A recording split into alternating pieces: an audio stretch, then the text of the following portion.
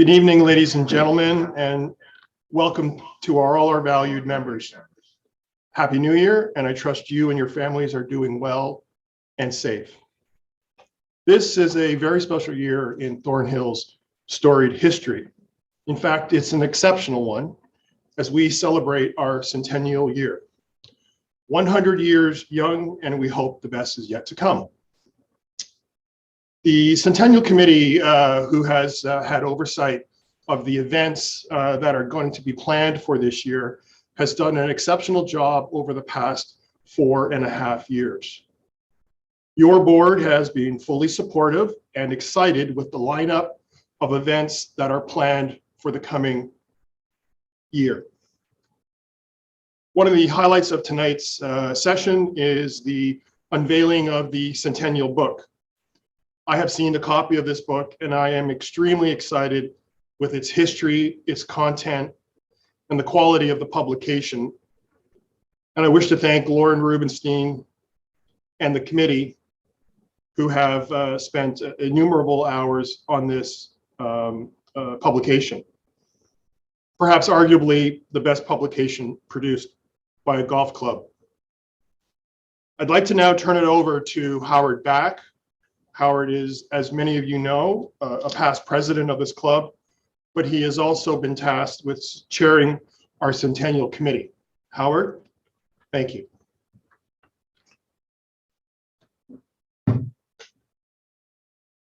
Thanks, Neil. Thanks to everyone for joining us for this special night tonight as we launch the our Centennial publication. As Neil mentioned, for the past 4.5 years, the Centennial Committee has been working hard to plan 2022 as a special year for Thornhill. When we first met, 2022 seemed a long way off, yet here we are. As many of you know, we unfortunately, our first event, which was the Ontario Scotties Curling Championship, was canceled 2 days before its start. And certainly the cancellation of the event was not the start of the year that we wanted or needed. It was especially disappointing to the organizing committee under the leadership of Marianne Mulholland and Michelle Randall, who had spent many long hours planning for the best ever Ontario Scotties Championship. Hopefully their efforts will not be for naught, as plans are underway for a replacement event organized later this spring. And actually just in the last couple of days, it's been announced that it will be held April 7 to 10, 2022. It will be a very similar event to the Scotties that was planned. And we're hoping to have the same 8 teams back for the event.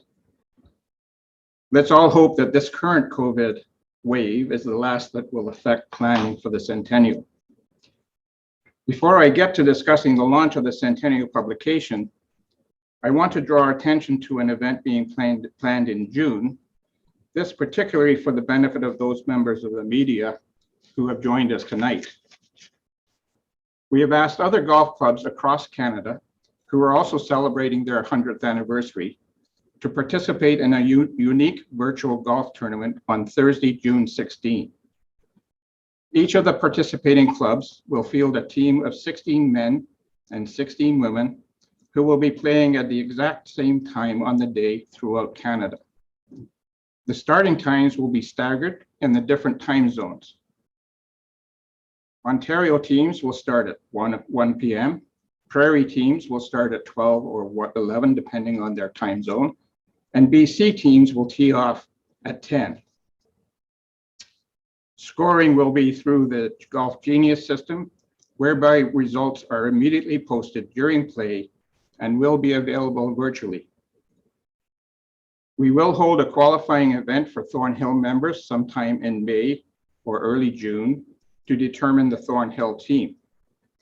We've heard from such prestigious clubs as Point Grey and Marine Drive in BC, Royal Mayfair and Red Deer in Alberta, Val-Morin in Quebec, and 7 clubs in Ontario, including Burlington, Cherry Hill, and Highland in London.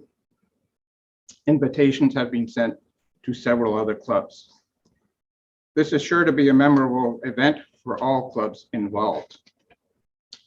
Now to discuss the Centennial publication, the Thornhill Club, 100 Years, an Illustrated History.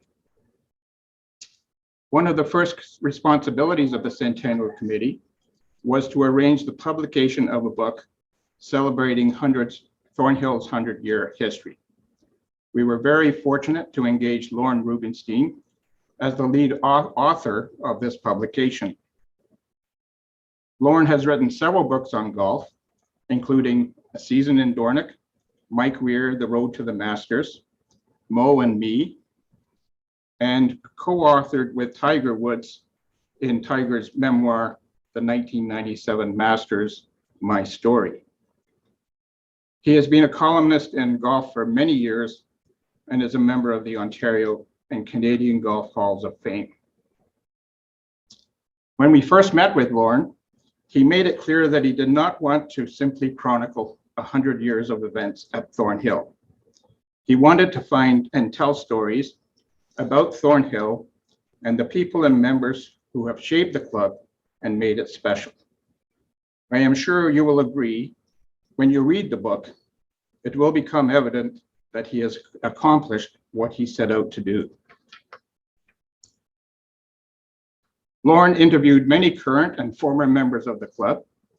He was assisted particularly by past president Dave Clark, our club archivist, Ursula Deanne, and other members of the Centennial Committee. I might just add that Thornhill is very fortunate to have Ursula as our archivist.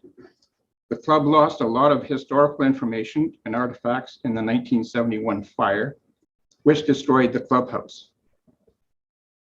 Ursula has been able to recreate a lot of the lost information and present over the years numerous historical displays in the front hall of the clubhouse.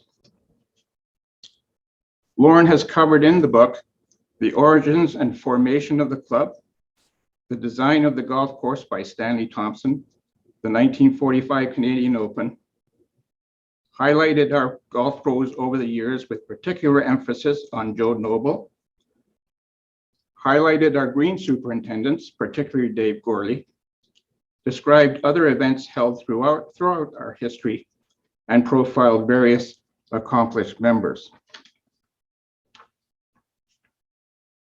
Lorne made it clear that he wanted to concentrate on the history of golf at Thornhill.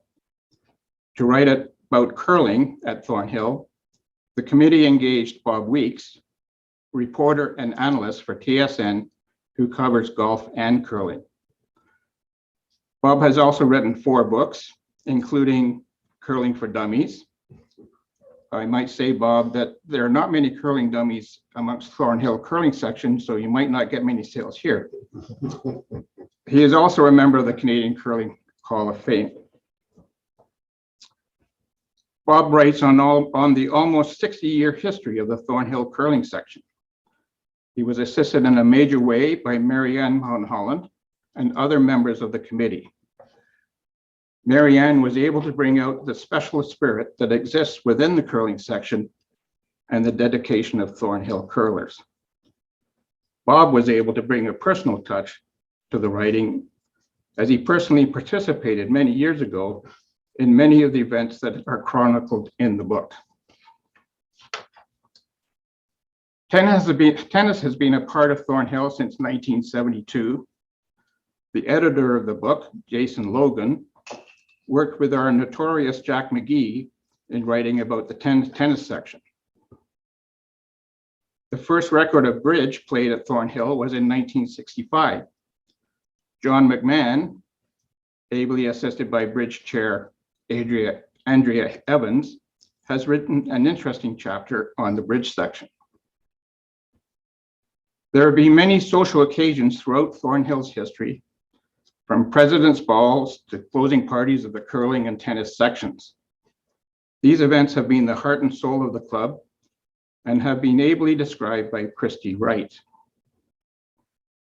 Finally, historian Ellen Steinberg has examined the history of the village of Thornhill, from the lands first being traveled by nomadic hunters, then by indigenous nations such as the Huron-Wendat, the Haudenosaunee, and the Mississaugas, to the bustling community that Thornhill is today. She has written about the early history of the club's property.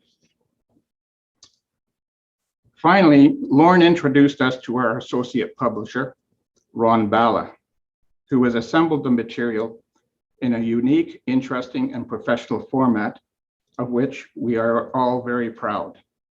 He has sprinkled outstanding pictures of the golf course and members throughout the publication.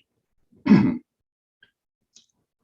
want to thank the members of the Centennial Committee for the many hours that they have spent in gathering information, proofreading, and commenting on the book. They have all read drafts of the book many times over. Before I introduce Lorne, we want to give you a brief sneak preview of the book in this video.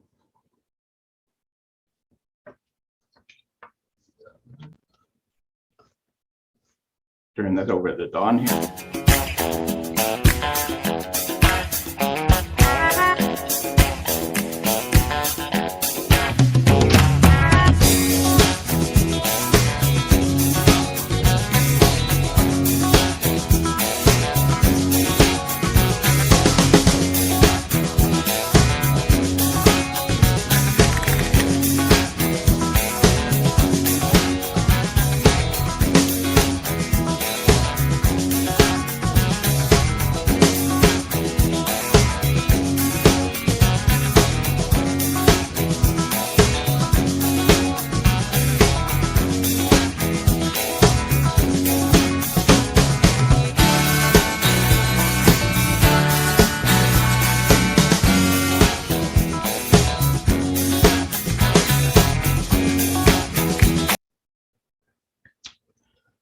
I'd like to turn this over now to Lorne Rubenstein, who will just give us a brief indication of how he has worked on the book.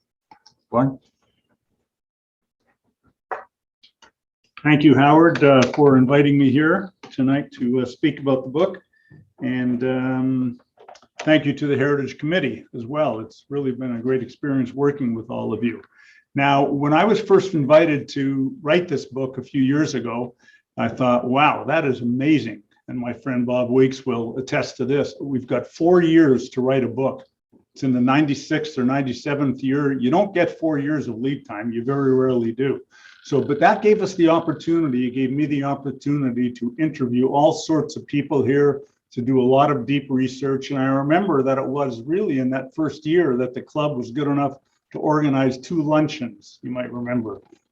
With some of the older members and people who had stories. I mean, one of them there, John Mark Parkinson, is no longer even with us, and it was fantastic to get to know him. So to have 2 luncheons was a great way to start this project off. I do want to thank right off the top Howard and the entire Heritage Committee. You've mentioned Ursula, Leanne, and Dave Clark, of course, Joe Murphy, Ron Ballard, the designer, and also Jason Logan from Score Magazine, who edited this book, Bob Weeks, who is here tonight, and Ellen Scheinberg, who did the story of Thornhill, the village itself. Now, the best part of writing a book like this is really the research. And as Howard said, I wanted it to be the book to be full of stories, not just a list, a chronicle of tournaments and events at the club, although there is some of that, of course, but the people who helped the stories here, there are so many because Thornhill is so rich in history. I got to know Judith Korinis a little bit better, and she, of course, has been a top competitor for many, many years at Thornhill and really internationally. Liz Hoffman, who is now the president of Golf Canada, got to know her a little bit better, and we spoke about the history of the club, met her husband, Rick, which was really wonderful because Thornhill means a lot to them. It means a lot to the members. Bob Dale, who was a longtime member here, had all kinds of stories. Dave Clark, as I've mentioned, all kinds of stories. Your longtime greenkeeper, David Gourlay, his son, David Gourlay Jr., down in Florida, who works at a club in Boca. I met with him in Florida must be 3 years ago now, before COVID, when you could actually see people in person. I went down, played a few holes with him, talked to him for a couple of hours in the club. And his sister, Sheila, was a fantastic resource for us. She has so many photos of her dad, so many stories about the family. And I know that Ron worked very closely with her to gather and bring in photographs of the club and of Dave. I mean, my friends know that I like to hang around coffee shops. I like to do a lot of writing in coffee shops, spend time there. And I learned about Dave, who was the greenkeeper here for 30 years, that he would get up at 4 or 5 in the morning, and he liked to write, and he would do a to-do list every day. He didn't get everything done because he had so many things to do here that he cared so deeply about, but he would just go to a local coffee shop here. Maybe it was Tim Hortons, I don't know. And his friends and other people, other greenkeepers who knew that he would be there, they would come around and they knew that they could find Dave Gourlay in that coffee shop in the morning. So, those are the kind of stories that you want to find out when you're writing the book. You know, you don't have to have 500 stories in a book, but you have to have each story. The more stories you have, the better the likelihood that you'll find some stories that will really animate the book and tell the story. And I hope I've succeeded in doing that here. I mean, I got to know so many people here, and there were so many surprises that came up as well. Another nice thing about writing a book, another interesting thing. For example, one day, it was Joe who had heard from a fellow named Bob Beattie, who was a 13-year-old in 1945 here. He caddied in the summers, and he caddied in that 1945 Canadian Open that Byron Nelson won. Caddied for a local pro, the fellow who was the pro at the club here, actually. He caddied for him.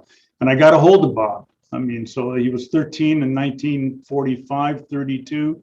So he was getting right around 90 years old now, and he remembered very well a bunch of stories about that Canadian Open. So he made that chapter on the 1945 Canadian Open even better, I think. And I learned some stuff, obviously, from newspapers of the day. Even though it was a time of COVID and you couldn't sit down with people, the Toronto Public Library was a tremendous resource for me because I could get access to the Globe and Mail and the Toronto Star and other publications just sitting at home when you couldn't travel. And that was very helpful as well.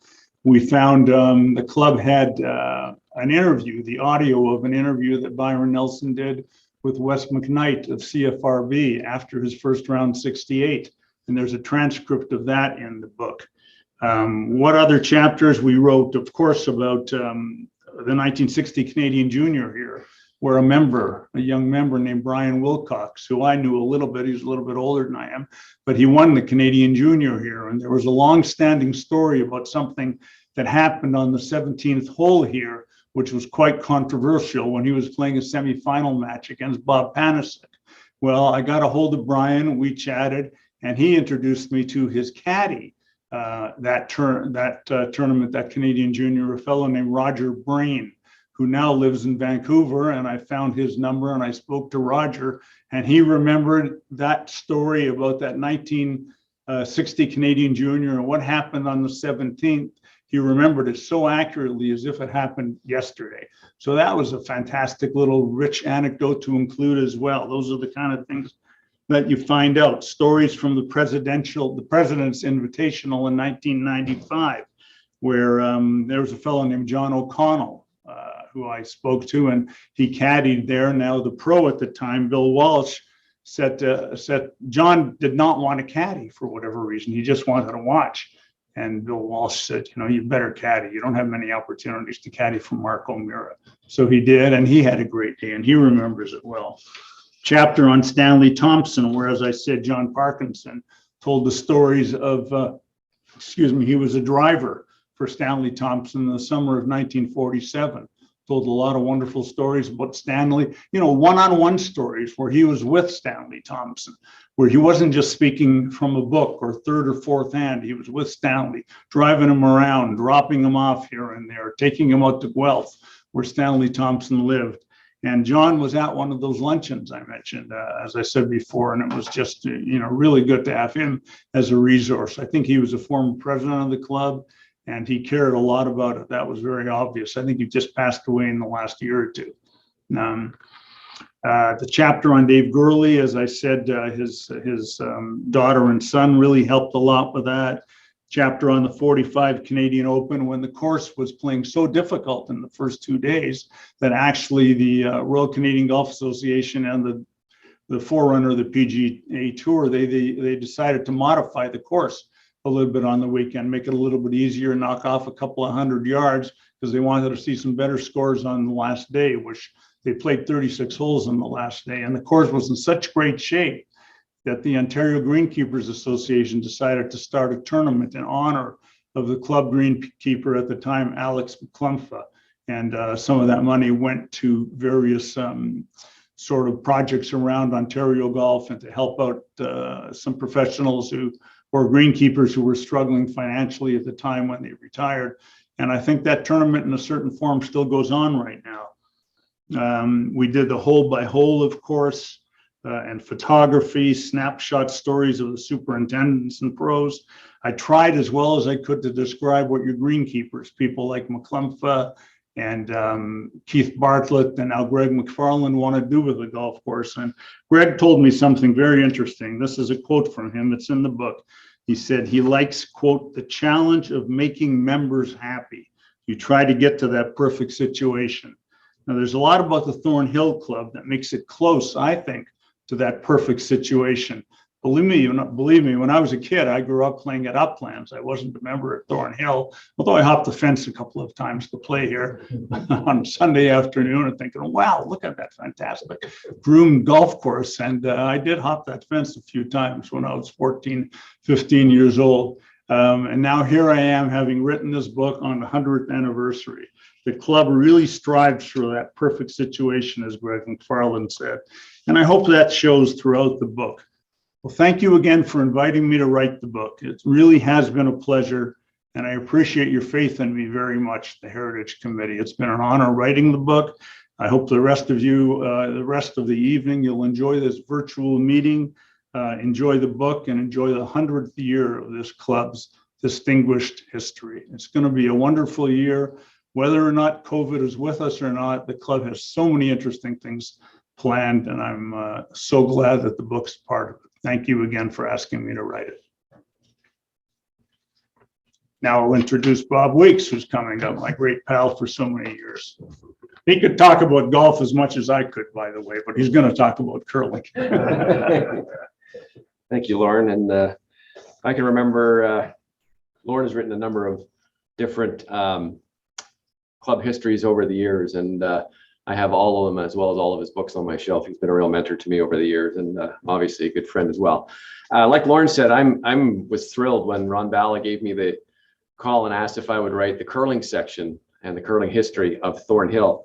Thornhill's curling history is probably not as long, well, is not as long as its golf history, but it is certainly a real foundational piece to this golf course. And I think my approach to it was a little bit different. We sort of started with why curling came and how curling came and the dedicated people who brought curling to Thornhill. And a lot of that really was because of the state of the clubhouse. And curling at that time was growing. It was expanding. A number of private golf clubs had seen the idea that attaching curling made your facility a 12-month operation. It meant you didn't have to rehire staff every spring and retrain staff every spring. And the first time a committee came to the board, they were actually turned down. They said, no, we need you to go back and try this again. And I think one of the turning points may have come when the officials from the area came in and said, you know, your clubhouse is not really structurally sound at this point. I think you might want to have the idea of getting a new clubhouse. And with a new clubhouse, they decided, well, why don't we bring a curling club in with it? And the rest of Thornhill's curling history started right from that point. It was a real dedicated group of members who put together the entire presentation to the board, which sold it. And just to show you how successful it was, before the first rock was thrown, there were over 400 members who had signed up to play curling. Many of them were golfers, but many of them were just curling enthusiasts who came outside. Some of them were people who had never thrown a rock. And I tried to tell that story of the creation because I think it's a really interesting, I think it's a real foundational piece for this club and why you still have curling. And then from there, we sort of grew on to parts of what's made Thornhill so successful. And from my own personal experience, I curled here as a junior in the CFRB, and I curled here in the Men's Invitational. And I think everybody who's come to Thornhill from outside and all the people who curl here at Thornhill found a couple of things that the club has always offered. And that is, first of all, an absolutely great atmosphere here. I don't know of a club anywhere, and I've curled in a lot of curling clubs around the world, where you feel so at home right from the time you enter the door. I have some good friends who curled here and who joined here not knowing curling and got put on teams with longtime members just because they wanted to bring them in and became good friends. It's really about the fellowship here, is it more so than it is about the winning and the losing, at least in the general sense. I'm sure there are some people who like to win more often than not, but it's certainly been that way as long as I can remember it. So that story really started from the ground up, I think, when we told it in here. The other part was the great ice that's been here, and that was a testament to the people who built the facility. It was in the Great Fire of 1971. I think part of one of the things that survived the fire was actually the floor of the curling and all the curling ice making equipment. And thank goodness for that, because really I think Thornhill has always had just about the best ice for a curling club that I have curled at consistently for a long, long time. And that's a testament not only to the great foundation that was poured, that was exceptionally flat, but also to the many years of different ice makers that you've had here who have prepared the surface. And we told the story of some of the ice makers. We told the story of the people who have worked here over the years and taking care of you and getting the curling going on the ice. It's not easy. Certainly from the start, there have been professional people who were paid, and there have been volunteers as well, trying to organize the many people who wanted to curl right at the start and the many people who continue to play here day out and day in. It was also interesting to talk to a number of the older members who were here, some of who have curled here right from day one, and talked about some of the things that were innovative at the time. Daycare, they didn't really have, they called it babysitting. A couple of the people that I talked to called it babysitting, which I guess you don't use that term anymore, except if you're going out and you're hiring someone to come in. But they did have it, and it was jammed, and they had to keep tabs on so many kids down in the rooms when the people were curling. The other part that I like to tell stories about were some of the bonspiels and some of the great events that have happened here, whether they've been outside bonspiels or inside bonspiels. And I got to thank Marianne in a lot of ways, because she really, in her writing, you'll see, she really captured the joie de vivre of these events. The Men's Invitational that was sort of started and then started to slip away and then taken over by Ian Moore into one of the greatest curling bonspiels. Its reputation was, I can tell you, far and wide. I can remember one year here, they had, and we tell this story in the book, they had, the theme was the circus, and the whole club was set up like a 3-ring surface in the circus. And at one point, actually, the back door to the curling sheet opened up, and in walked a guy by the name of Alfie Phillips Jr., well-known curler, Briar winner, who was also the president of Conklin Shows. And with him was a guy carrying a tiger on a chain onto the ice. You've never seen 48 guys scramble off a sheet of ice faster than in your life than that time. And that story also had another end point to it, because later on in that draw, one of the key games, somebody caught, somebody's last rock caught a hair, and they said it was a tiger hair. I don't know if that's actually true or not, but we put it in the book anyway. We also highlighted a number of important members in the club. It's tough when we were doing it. We discussed, Howard and I and the committee, and back and forth about how do we handle, there's so many contributors and so many great people who've come through and are still here at Thornhill. Some have given their time to help develop the club or to teach people, and some have been great champions. And so we did feature quite a number of them. And the one that really stood out for me was, of course, the Spinal Tap Bonspiel and Ryan Durham's story, and how that has become perhaps the most successful charitable curling bonspiel in the history of the game that I know of, and certainly for longevity, certainly for importance, and certainly for dedication and passion in that.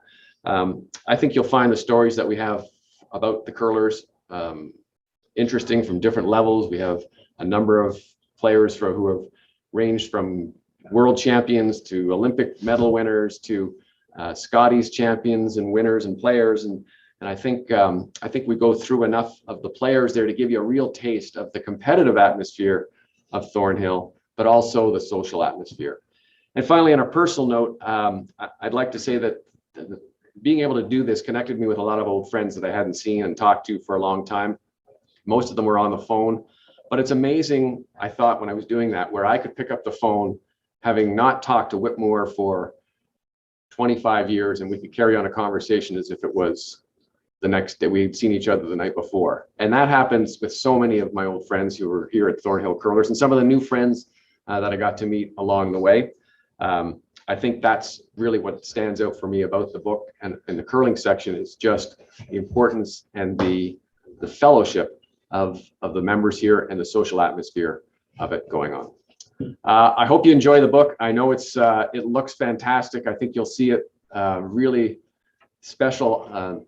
To get Lorne to write the golf section is extraordinary, one of the best in the business, and hopefully you'll like my golf side and Jason Logan's tennis side as well. You've got 3 great writers and so many great contributors from your membership here and a great committee.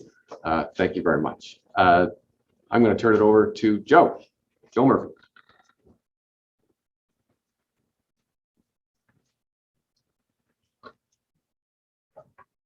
Thanks very much, Bob, Lorne, Howard, Neil. It's been wonderful. It's been great to hear the stories behind the book. I know there's lots more, and I'm sure our members would love to have been here live to have heard more of the stories and had an opportunity to chat with you individually. Now, how do we get the book? We have a lot of copies at the club, so please listen carefully. One book will be given out to each member household.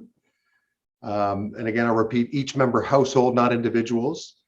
There will be a limited amount of signed copies. So those wishing, we were again hoping to be live here, you would have had a signed copy. Please reserve a signed copy if you would like. Lorne and Bob will sign these copies. And if we need more, I'm sure that they'd be happy to sign more in the near future. And beyond that, we may have some additional copies for sale, but initially we just want to give the books out, those that have been prepaid for by all members. And we are wanting to see how that inventory goes before we start offering more books for sale. Just as Howard alluded to, we've got a great lineup of activities and events throughout the Centennial year. It's an exciting year coming up. Our staff are very excited to be part of the Centennial celebrations and very much looking forward to being part of hosting them. As you heard, the Scotties was canceled, but it may be an opportunity for us to get a lot more people here in April, and that will be announced officially tomorrow, but it looks like it will be back in place for April 7th to the 10th. The Centennial Celebration Week has been scheduled from June 12th to June 19th, and that's the big week. I mean, there was options to do celebrations throughout the year, but we felt as a committee that it would be better to contain them to 1 week. Stand by for all the events that are coming forward. I won't go through all the details now, but I can assure you that on Sunday, June the 12th, will be the unveiling of our Centennial clock. More information to come. There's a big gala that is planned for Saturday, June 18th. And again, you'll have a lot more information coming forward. And towards the end of the golf season in August, we're hosting the Men's Canadian Mid-Amateur Championship from August 22nd to August 26th. And that promises to be a very competitive event. If you've attended that, it really is quite the golf event and quite the competitors. So again, I repeat, please, in terms of picking up your books, you can pick them up between 9 and 5 Monday to Friday. That's the receptionist hours, 9 to 5. Kimberly will be the one that you would see and she'll tick your name off the list. 9 to 3 on weekends. And it would be Julia that you would see. So again, I'll repeat that. It's Monday through Friday, 9 to 5, and Saturdays and Sundays, 9 to 3. We thank you all for tuning in. I don't believe, Don, we have any questions, do we, at this point? If you do have some questions and you feel like you want to ask something later, or particularly when you've read the book, I'm sure that Lorne or Bob would be happy to field those questions. And we hope to see you back at the club in live person very, very soon. Thank you.